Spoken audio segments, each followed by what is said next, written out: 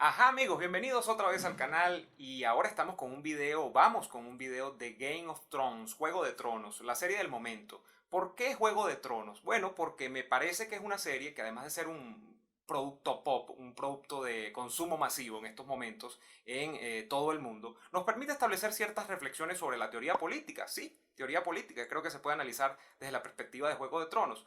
Y para arrancar allí, bueno, tendríamos que decir que el tema central de Juego de Tronos es justamente la pugna por el trono. Y si nos ponemos más reflexivos, veremos que la pugna central de la serie es, en esencia, luchar por el poder. ¿Pero qué tipo de poder? Bueno, si nos ponemos teóricos, el poder desde el punto de vista weberiano es la capacidad que tiene un actor o varios actores de que otros hagan lo que ellos quieren. Es decir, yo te obligo por medios coactivos o no coactivos, a veces por la persuasión, a que hagas lo que yo quiero que hagas. Y esencialmente eso es lo que, amén de que ocurren problemas o ocurren situaciones como por ejemplo la lucha por el amor, imposible en el caso de Jaime y de Cersei en los Lannister, o la lucha por la superación, la lucha contra las adversidades en el caso de los Starks como Arya y como Sansa.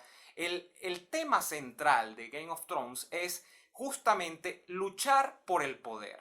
Pero esa lucha por el poder quizá no tiene mucho que ver con la lucha por el poder que hay en la contemporaneidad. No tiene que ver con cosas como república, democracia, que son cosas de nuestro tiempo. La lucha por el poder en Game of Thrones está basada esencialmente en razones de sangre, de familia.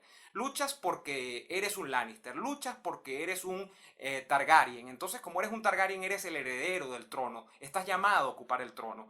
No hay allí razones de democracia como la regla de la mayoría, no hay allí razones como, por ejemplo, división de poderes, ni nada de esas cosas que tienen que ver con las repúblicas. No hay respeto a la ley la confiere quizá el monarca, y en ese sentido, aunque Game of Thrones es una serie meramente ficcional, allí no hay relatos que de alguna manera aludan a situaciones directas que ocurrieron en la realidad. También se puede decir que se parece mucho a la realidad, porque está ambientada básicamente en situaciones del mundo feudal, donde hay un monarca, donde hay un señor feudal y donde hay unos siervos de la gleba, o unos siervos en términos generales, que sirven obsecuentemente a ese monarca y a esos señores, a los famosos lords que estamos viendo mucho en Game of Thrones.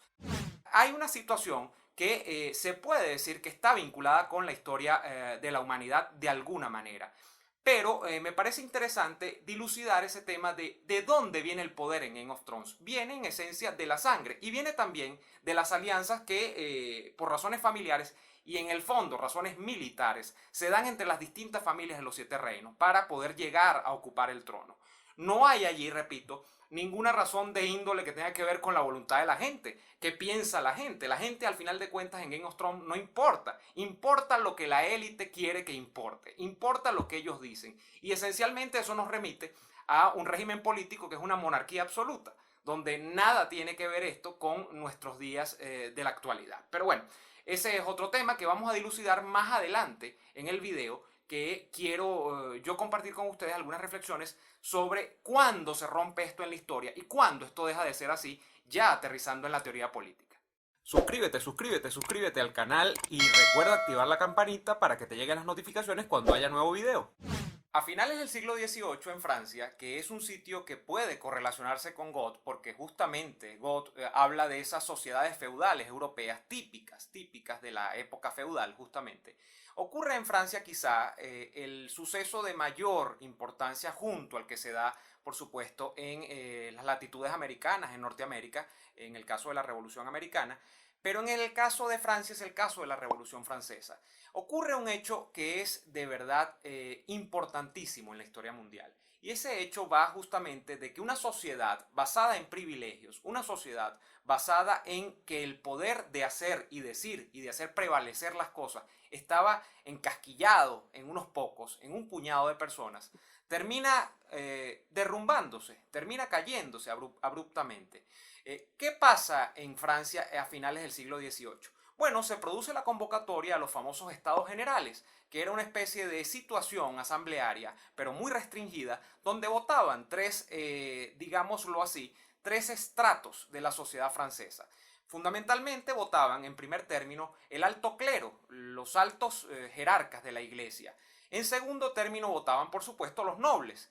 Y en tercer término, había agrupados una heterogénea, justamente, organización de personas que era lo que se llamaba el tercer estado, o lo que Emmanuel Joseph Sieyès terminó llamando el tercer estado. Allí estaban supuestamente representados desde los jornaleros más humildes hasta los incipientes pequeños burgueses que ya comenzaban a emerger en esa sociedad de aquel entonces.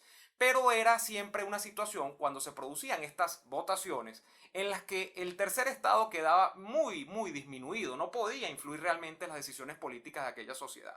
Y les hablo de esto porque esencialmente en ese momento de la monarquía francesa las decisiones se tomaban como se toman en Got. El monarca, investido absolutamente por el poder divino de Dios o por el poder divino de su pureza de sangre, era el que decía lo que había que hacer y lo que no había que hacer con la sociedad francesa. Bueno, cuando Sieyès plantea en un escrito famoso que se llama ¿Qué es el tercer estado?, que los que no tienen voz tienen ahora que tenerla, todo esto se viene abajo. Se acaba la sociedad de privilegios, se acaba la exclusión de unos y de otros justamente porque solo prevalecen los que tienen poder de sangre o poder emanado de Dios. Y que, por cierto, el poder emanado de Dios jamás puede discutirse porque además es intangible y uno no puede saber qué piensa Dios, pero esta persona supuestamente lo representa. Bueno, allí inicia quizá la vertiente más interesante de la Revolución Francesa, que va a tener ires y venires. En la Revolución Francesa, por ejemplo, van a haber momentos en los que los más radicales, como son los jacobinos, van a prelar sobre el resto de las decisiones de los grupos que adelantaban la revolución. Y serán tiempos terribles, serán tiempos de los famosos comités de salud pública, serán tiempos de degollina, serán tiempos de decapitamientos dentro de la sociedad francesa. Pero cuando a mí me toca hablar de este tema, y cuando tengo que vincularlo con la ruptura, por ejemplo, que se daría en una sociedad como la de Juego de Tronos, me gusta más abordar la perspectiva de este teórico de la Revolución Francesa, que es Emmanuel Joseph Sieyès. En este escrito, que por cierto yo he trabajado en algunos artículos académicos, y para quienes son muy curiosos de esto y le despierta algún tipo de justamente de gusanito de curiosidad este tema, voy a dejarles abajo en la descripción un trabajo que hice sobre esto, publicado en academia.edu. Lo que ocurre es que, primero, se piensa en que tiene que existir una ley general. La ley tiene que ser, de alguna manera, la camisa de fuerza para los malos gobernantes. Y aquí entramos en un tema esencial, porque Sieyès es un pensador esencialmente liberal. ¿Y qué dicen los liberales? Que la gente y los hombres somos esencialmente malos cuando nos toca acercarnos al poder. Esto lo vemos plasmado en Juego de Tronos a cada rato. Tú le das demasiado poder a alguien y los tipos se terminan extralimitando, se terminan convirtiendo en unos verdaderos carniceros, terminan asediando inclusive a su propia familia, terminan acabando con todo para poder conquistar el poder. El poder tiene ese tipo de cosas. De hecho, otra premisa básica que yo diría que hay que tener en cuenta al hablar del poder político es que este no se delega, este no se concede graciosamente. Nadie regala en una caja de cornflakes o en una caja de detergente el poder empaquetado. El poder se conquista ahora en la actualidad por votos, pero antes se conquistaba en medio de situaciones no muy disparejas o no muy contrarias a lo que vemos en Juego de Tronos. El linaje de sangre y el tema de las luchas y las guerras por conquistar el poder eran básicamente el mecanismo para dirimir las disputas del poder. Pero bueno, me iba del tema de Sieyès. Sieyès dice hay que configurar un aparato jurídico para que los hombres no se conviertan en lobos de los hombres, para que no se coman a ellos mismos y para encerrar los límites del poder. Y hay que conferirle a la gente la posibilidad, además, de que tenga poder de decisión real sobre las cosas. Y esto no tiene nada que ver con socialismo, no tiene nada que ver con izquierda, no tiene nada que ver con eso, que será un tema posterior o de posterior desarrollo inclusive dentro de la propia Revolución Francesa. Tiene que ver con el poder constituyente, el poder de hacer cosas desde la nada, el poder configurar un Estado a medida y a razón justamente no solo de los privilegiados, sino del conjunto de la sociedad. Sieyès dice hay que convocar una asamblea en la que se logre por lo menos, y fíjense ustedes lo importante de este logro, y por eso la Revolución Francesa es en términos mundiales, dentro de la historia contemporánea, lo que es. Él dice, tiene que poderse lograr que los votos sean contados dentro de estas asambleas por cabeza, es decir, que cada persona valga un voto. Es decir, los representantes del tercer estado tienen que valer no solo por un conglomerado, no, el voto de ellos no puede ser uno solo por conglomerado. Cada uno de los que están allí tienen que tener un voto. Esto no se daba en la situación anterior o la de la Cien Régime, como les había comentado yo hace algunos minutos. Y luego entonces hay temas secundarios sobre los que podríamos hacer muchísimos videos más, como justamente las interpretaciones del poder constituyente. ¿Tiene que ser ilimitado o no tiene que ser ilimitado? El chavismo, por ejemplo, ha dicho que el poder constituyente no tiene límites, que cuando usted crea una Asamblea Nacional Constituyente, esa Asamblea Nacional Constituyente tiene la potestad de arrasar todo cuanto está erigido como Estado y construir las cosas desde cero, lo cual es un poco engañoso, porque en el fondo siempre se conservan privilegios y se conservan espacios para justamente castas de privilegiados, pero, y para muestra hasta lo del chavismo.